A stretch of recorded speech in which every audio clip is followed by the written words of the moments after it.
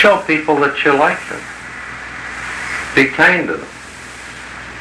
Be expressive of your feelings of friendship. I think it is almost immoral to conceal affection. There's so little of it in the world. Sure, you need to be gracious in your expression, or you could give offense. But if you like people, show them that you like them. Tell them that you like them. If you have love, don't make a secret out of it. What did Jesus say about a city that's set upon a hill is difficult to camouflage? And don't hide your light, under a bushel basket if you're trying to read by it. It cuts down the foot candles of illumination. If you got feelings, broadcast them. And then, if you want to use this book in helping your fellow man, you really ought to know what's in it, shouldn't you? You really ought to know what's in it. This book is not religion.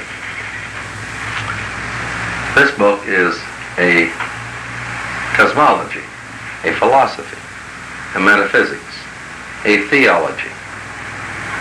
Anything which is in written language is not religion. It's intellectual. That should be very, very clear. But this book is attempting to make an intellectual approach, a philosophic approach, to the religious nature of man.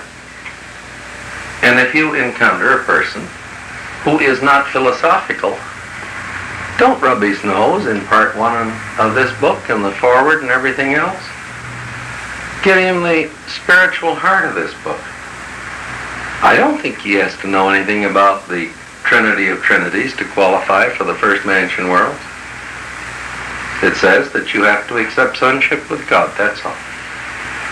But there are a lot of people who are curious. I am. As the papers point out, one of the things that's wrong with Christianity is that from a philosophical standpoint, it's a pretty sterile religion. Pretty sterile. You want to know something? Mahayana Buddhism offers a great deal to a thinking God-seeker, which Christianity does not offer. It's a much broader religion with a richer philosophy. Arnold Toynbee well says that the two best religions on earth today are Christianity and the Mahayana form of Buddhism. And I think he's very discerning when he further says, in his judgment, neither of them are good enough. If you find a person that is hungry to understand more about the universe, to take the findings of science and attempt to reconcile them with the spiritual longings of his heart, and this is the function of philosophy, then you better either know this book and be able to discuss it with him, or pass him on to one of your philosophic-minded colleagues who can do this. Everybody does not have to do all of these things. If I catch someone who wants to be exhorted and labored with, I'll pass him on to someone who's a good exhorter, a good preacher, because this character is not my pigeon. This sort of presentation is not in me. This is my idea of how to teach this book, how to present this book. But please, all of our work for this book is merely a part of a larger work. Don't ever let the service of the book take precedence over the service of the boss. And don't ever let the presentation of the book interfere with your service of the boss's children and with your enhancement of the relationship between the boss's children and the boss. This book is a tool. Use it when you need it. But if you don't need it, in heaven's name, don't bring it into the picture. It's sort of like a guy that's using a pitchfork, and he finds it such a handy tool that he takes it with him wherever he goes, including to a tea party. You follow me? Don't drag the blue book into the situation by main force and sheer awkwardness. I many times discuss God with men, and I seldom mention the Urantia book unless I sense that this tool is needed to complete this job. Then I get it going with everything I have. You know, when you spoke of the Eastern and the Buddhist religion, I remember this statement, and I don't know if it's in Christ in the Indian Road or where it is, that they liked our Christ, but they didn't like our Christianity. Oh, Lord, yes. There's a very interesting, if you really want to, if you want to read an indictment of Western Christian civilization, it's in another book that Pratt wrote called The Faiths of India. And in one of the chapters, he summarizes a Hindu's indictment of Western Christendom. And it is a dilly. Just a dilly. It's not as... Well, yes, You know, we Helene. have time to talk a little on Sikhism. It's the newest religion, isn't it? Sikhism is a... Yes. Sikhism is a mix of Mohammedanism and Hinduism with a touch of Buddhism. Its origin is roughly contemporary with the appearance of Protestantism in Western Europe. It's a synthesized religion, has one God and one holy book, the Granth Sahib, and the Sikhs worship the book even more than the fundamentalists worship the Bible, and in a way that I hope we never worship the blue book, you know. It's got some awfully good stuff in it. It's a monotheistic religion, and if you can get a selection of the translations of the Granth Sahib, it's worth reading. If you would like the best book I've ever read on comparative religion, it's out of print, but you can get it for a price. It's called Faiths Men Live By. It's written by Archer. It's quite the best general book on comparative religion I've encountered, because Archer in the first place does not write with a Christian bias. No more than is inherent in his limitation. I hate these people that write about the so-called pagan heathen, you know. Archer has got more than the structure of comparative religion. Archer has got something of a feeling for how believers feel who espouse these different faiths. In presenting this book, have patience. There is a time interval between seed sowing and harvest. Don't dragoon people. You know? Plant seeds and wait. Wait for the sprouting. If you plant in the fall, I guess they don't come up until springtime, do they? In presenting this book, be philosophical. Jesus told a parable of the sower, which Peter interpreted as an allegory. Peter's interpretation is in the Bible. And then Nathaniel interpreted the parable differently, also as an allegory. And the 12 got into quite a rhubarb, choosing up sides and vigorously debating as to was Peter right or was Nathaniel right. And as I recall, Jesus waited until the controversy had passed its peak. Well, he was trying to shut one of these off until some steam has come out. Then he called for silence. And he said, does anyone else have an interpretation? And if my memory serves me, it was Thomas who spoke up and said, yes, he said, I think they're both wrong. This is not an allegory. This is a parable. And Jesus says, what's your interpretation? And Thomas says, the parable of the sower simply means this.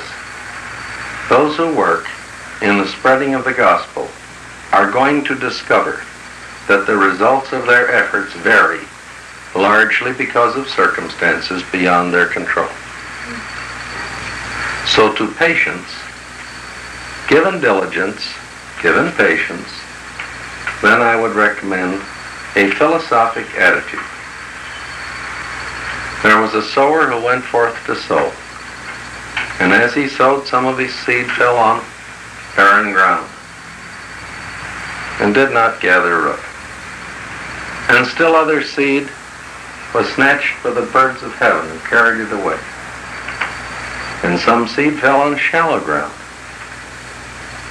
and sprung up, but in the heat of the day it withered and died. But still other seed fell on rich ground and yielded fruit, some bearing 30-fold, some 60-fold, and some 100-fold. And he who has an ear to hear, let him hear. Be philosophical. And always remember, if you find yourself defending your presentation, what do we know about argumentative defense? It's inversely proportional to the truth contained. If you discover that you're arguing about this book, you are not presenting truth to your prospect. There's something wrong with your presentation, or there's something wrong with his condition of rightness, with his level of receptivity. Be yourself. First of all, be good-humored. Know what the devil you're doing. Be diligent. Be patient. Be philosophical. This is my concept of how to work, not only in the propagation of this book, but this is how I think any of us could work for the boss in the service of the boss's kids. You pardon me, that happens to be my pet name for God. He's the boss. It's a simple thing. Well, this is the end of our 20th session. We almost got religious today, didn't we? We aren't careful, it might happen. The last paper in part 2 is an effort on the part of the authors to tie together all that's been said for the first 2 parts of this book. But this time they have diversified things in so many different directions that it becomes rather important to coordinate.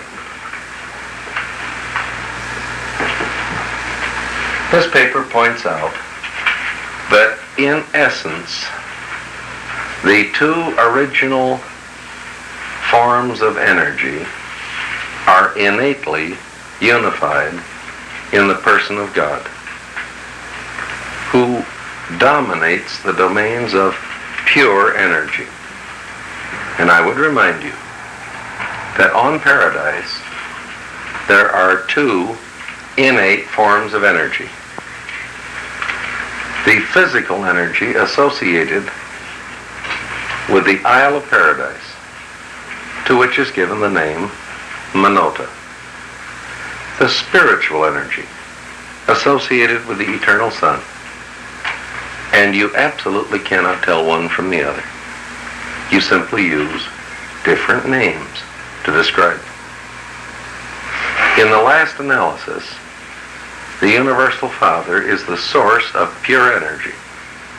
But as these 2 spaceward from Paradise, they become less and less alike.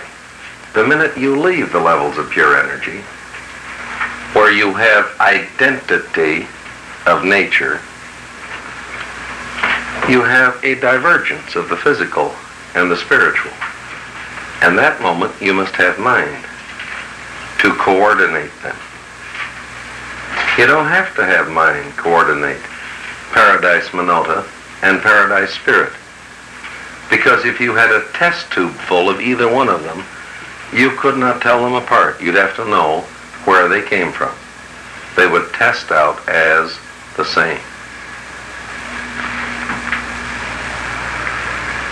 The minute you leave the levels of absolute value, where matter and spirit are at one, in the unity of the first source and center, you must have mind. The minute you go out in Havana, you've got to have mind. And when you come out here, of course, you have the struggle for mind dominance and spirit coordination. This paper describes spiritual unification. Whether it be the spiritual unification that takes place on a local universe capital where you have a creator sun and a creative spirit, or at the super universe level, or at the master spirit level, or at the level of the infinite spirit in coordination with the eternal sun, in whom there takes place final spiritual unification. They talk about personality unification. And here's a paragraph which we read the other day. They say, look, we've talked about many trinities, many deities, many levels of reality. But to you, as a personality, there is only one Father. No son can have more than one Father. In your worshipful experience, forget everything but the universal Father.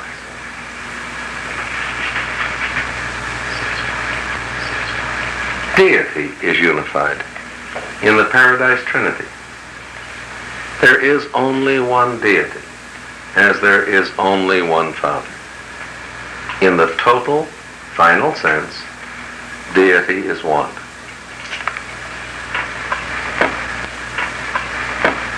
Then they talk about the unification of all evolutionary experience. And this is the function of the Supreme Being, unifying all experience. And now, where'd the firehouse go? And now we're on the first floor of our firehouse.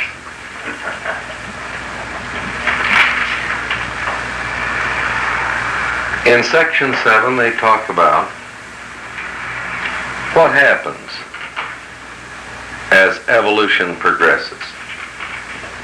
And they talk about the expansion of the realization of deity, experiential deity, as worlds are progressively settled in light and life. As you progressively come to a realization of the successive levels of God the sevenfold. But the Father is not thus expanded in human comprehension. Because when the Father indwells a human being, he's there right from the beginning. And then they talk about the supreme, they discuss the future of the creator sons and the creative spirits. And again, go back to our discussion of Monday and Tuesday. They talk about the Supreme Being as the Supreme Unifier. And they tell us that while we'll find the Father, we'll never really know him. But our inability ever to know the Father is compensated by our sometime ability to know the Supreme Being. We can never know the Father, understand him. They tell us that there are only two beings in all the wide-spreading universes who really know the universal Father. That's the eternal Son and the infinite Spirit. They can know him because their comprehension capacity is infinite. It takes infinite understanding to know an infinite God. I think anybody who thinks he knows God is either a paranoid or an unmitigated theological egotist. Just stop and think. To claim to know God, to understand God, is a claim to being infinite in brain capacity. I think the little boys with the white coats should come and get that person. This paper discusses absolute unity. Here they discuss the three absolutes: the white of the egg, the yolk of the egg, and the relationship between them. And they point out that there's really only one fried egg. On sub-infinite levels, there is a threeness. On infinite levels, there is a oneness. We've discussed that threeness and oneness in another connection, in an effort to grasp the Paradise Trinity. We've likened deity to a three-branched tree which has a single trunk, and which is a threeness at one level and a oneness at another level, and is a threeness and a oneness simultaneously. And then they talk about truth and beauty and goodness, which are the comprehensible elements of divinity. Really, this paper isn't so tough to understand if you'll think about it against the light of our 2.5-day discussion of one page in this book. We spent 2.5 days discussing page 2 of this book. You've got a foundation to understand this paper. Their story of truth and beauty and goodness, I think, tremendously expands the concept of beauty into a great deal more than just art.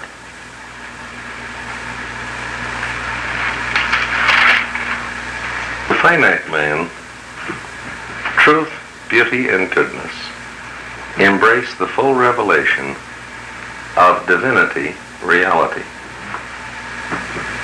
As this love comprehension of deity finds spiritual expression in the lives of God-knowing mortals, there are yielded the fruits of divinity: intellectual peace, social progress, moral satisfaction, spiritual joy, and cosmic wisdom. The advanced mortals on a world in the 7th stage of light and life have learned that love is the greatest thing in the universe, and they know that God is love. Love is the desire to do good to others. Well, and I'd like to talk to you about something which I think is rather important. No matter how great the fact of the sovereignty of Michael, you must not take the human Jesus away from men. The Master is ascended on high as a man, as well as God.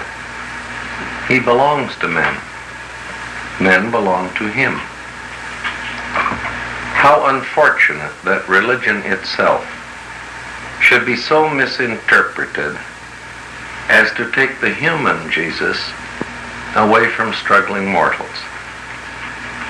Let not the discussions of the humanity or the divinity of the Christ obscure the saving truth that Jesus of Nazareth was a religious man who by faith achieved the knowing and the doing of the will of God. He was the most truly religious man who has ever lived on Urantia. The time is ripe to witness the figurative resurrection of the human Jesus from his burial tomb amidst the theological traditions and the religious dogmas of 19 centuries. Jesus of Nazareth must not be longer sacrificed to even the splendid concept of the glorified Christ.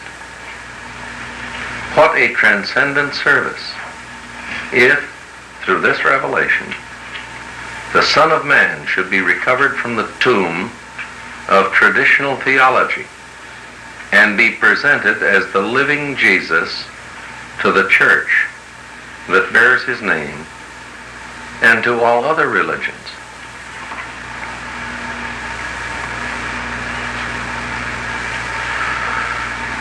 Surely the Christian fellowship of believers will not hesitate to make such adjustments of faith and of practices of living as will enable it to follow after the Master in the demonstration of his real life of religious devotion to the doing of his Father's will and of consecration to the unselfish service of man. Do professed Christians fear the exposure of a self-sufficient and unconsecrated fellowship of social respectability and selfish economic maladjustment?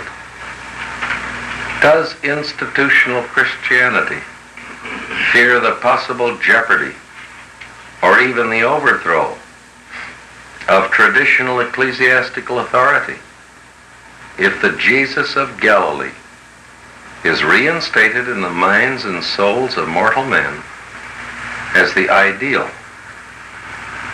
of personal religious living? Indeed, the social readjustments, the economic transformations, the moral rejuvenations, and the religious revisions of Christian civilization would be drastic and revolutionary if the living religion of Jesus should suddenly supplant the theologic religion about Jesus. To follow Jesus means personally to share his religious faith and to enter into the spirit of the Master's life of unselfish service for men. One of the most important things in human living is to find out what Jesus believed, to discover his ideals, and to strive for the achievement of his exalted life purpose. Of all human knowledge, that which is of greatest value is to know the religious life of Jesus and how he lived it. The common people heard Jesus gladly, and they will again respond to the presentation of his sincere human life of consecrated religious motivation, if such truths shall again be proclaimed to the world. The people heard him gladly because he was one of them, an unpretentious layman. The world's greatest religious teacher was indeed a layman.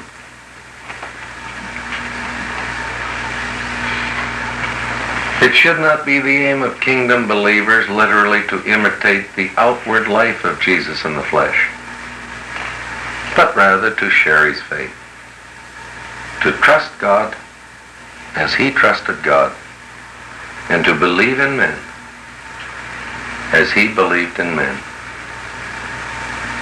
Jesus never argued about either the fatherhood of God or the brotherhood of men.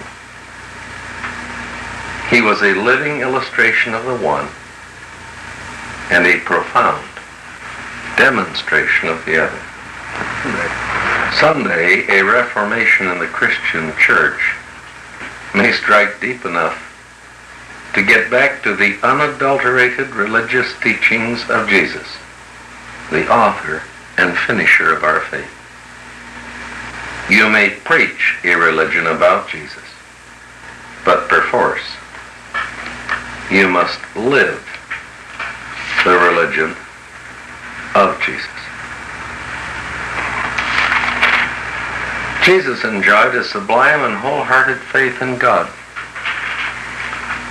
He experienced the ordinary ups and downs of mortal existence, but he never religiously doubted the certainty of God's watch, care, and guidance. His faith was the outgrowth of the insight born of the activity of the divine presence, his indwelling adjuster. His faith was neither traditional nor merely intellectual. It was wholly personal and purely spiritual.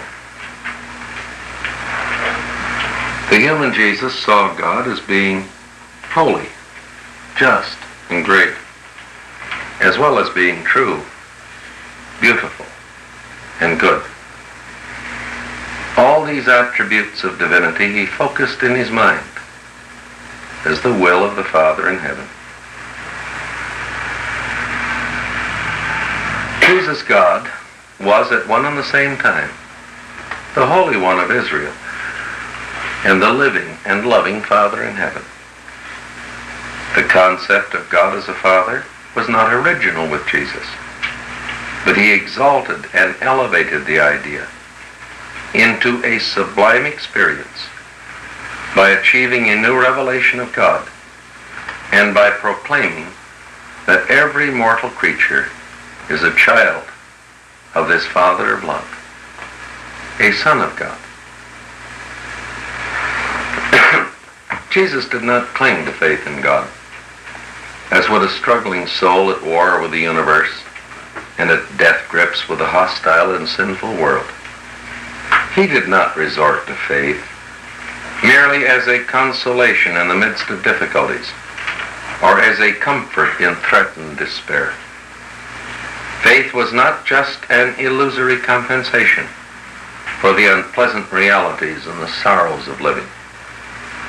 In the very face of all the natural difficulties and the temporal contradictions of mortal existence, he experienced the tranquility of supreme and unquestioned trust in God and felt the tremendous thrill of living by faith in the very presence of the Heavenly Father.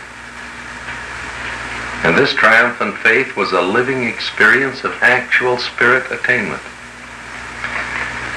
Jesus' great contribution to the values of human experience was not that he revealed so many new ideas about the Father in heaven, but rather that he so magnificently and humanly demonstrated a new and higher type of living faith in God.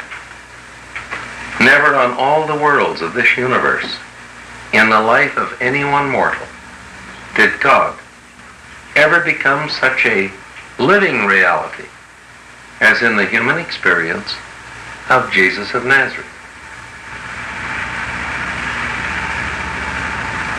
Theology may fix, formulate, define, and dogmatize faith. But in the human life of Jesus, faith was personal, living, original, spontaneous, and purely spiritual. This faith was not reverence for tradition, nor a mere intellectual belief, which he held as a sacred creed, but rather a sublime experience and a profound conviction, which securely held him. His faith was so real and all-encompassing that it absolutely swept away any spiritual doubts and effectively destroyed every conflicting desire. Nothing was able to tear him away from the spiritual anchorage of this fervent, sublime, and undaunted faith. Even in the face of apparent defeat, or in the throes of disappointment and threatening despair, he calmly stood in the divine presence, free from fear, and fully conscious of spiritual invincibility. Jesus enjoyed the invigorating assurance of the possession of unflinching faith, and in each of life's trying situations, he unfailingly exhibited an unquestioning loyalty to the Father's will. And this superb faith was undaunted, even by the cruel and crushing threat of an ignominious death.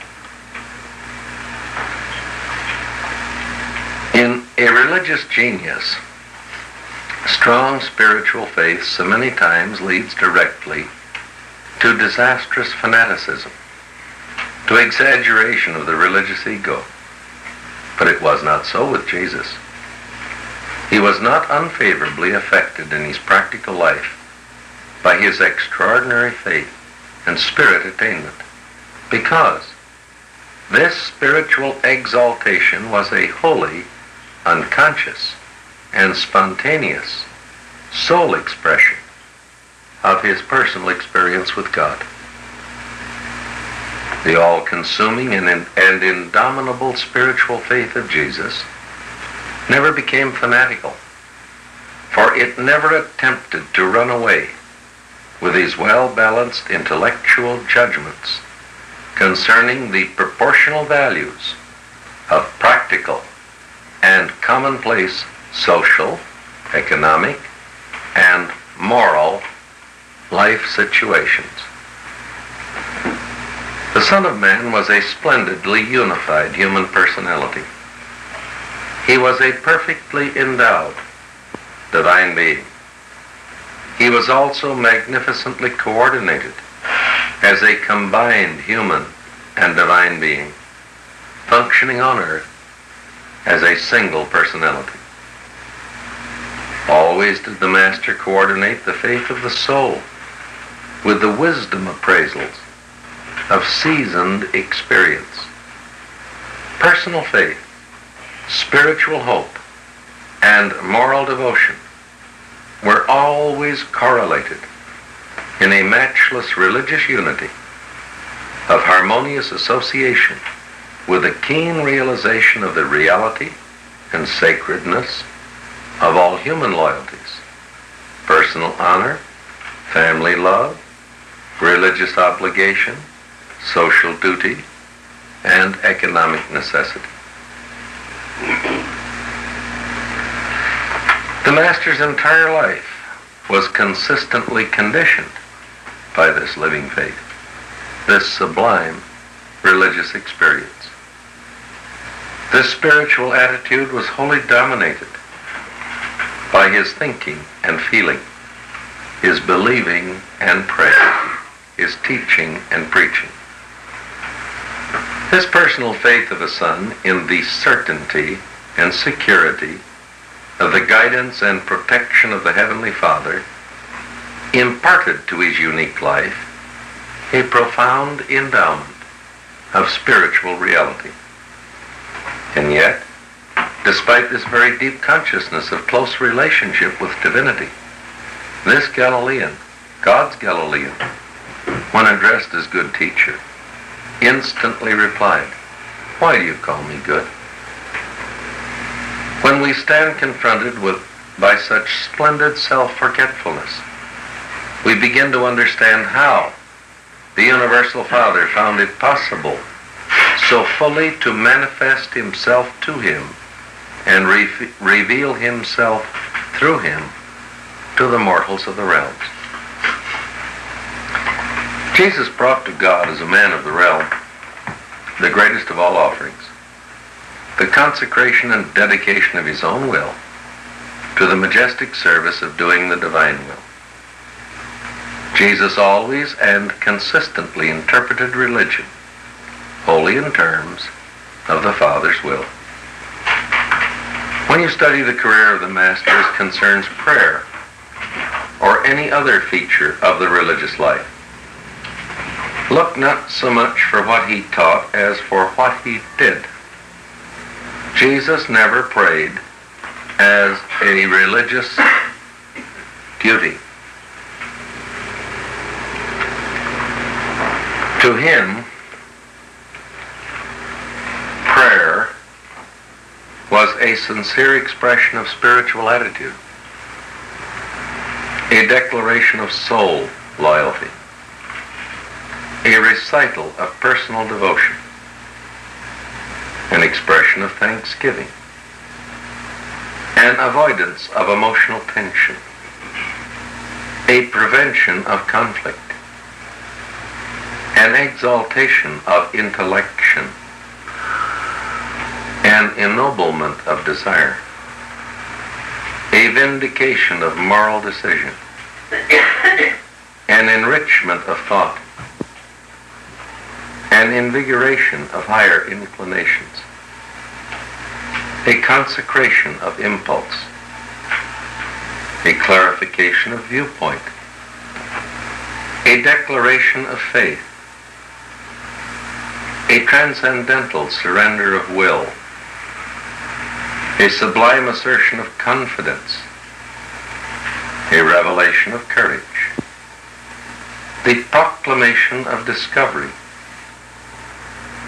a confession of supreme devotion, the validation of consecration, a technique for the adjustment of difficulties, and the mighty mobilization of the combined soul powers to withstand all human tendencies towards selfishness, evil, and sin. He lived just such a life of prayerful consecration to the doing of his Father's will, and ended his life triumphantly with just such a prayer. The secret of his unparalleled religious life was this consciousness of the presence of God, and he attained it by intelligent prayer and sincere worship, unbroken communion with God, and not by leadings, voices, visions, or extraordinary religious practices. In the earthly life of Jesus, religion was a living experience, a direct and personal movement from spiritual reverence to practical righteousness. The faith of Jesus bore the transcendent fruits of the divine Spirit. His faith was not immature and credulous like that of a child, but in many ways it did resemble the unsuspecting trust of the child mind. Jesus trusted God much as the child trusts a parent. He had a profound confidence in the universe, just such a trust as the child has in its parental environment. Jesus' wholehearted faith in the fundamental goodness of the universe very much resembled the child's trust in the security of its earthly surroundings. He depended on the Heavenly Father as a child leans upon its earthly parent, and his fervent faith never for one moment doubted the certainty of the Heavenly Father's overcare. He was not disturbed seriously by fears, doubts, and skepticism. Unbelief did not inhibit the free and original expression of his life. He combined the stalwart and intelligent courage of a full-grown man with the sincere and trusting optimism of a believing child. His faith grew to such heights of trust that it was devoid of fear.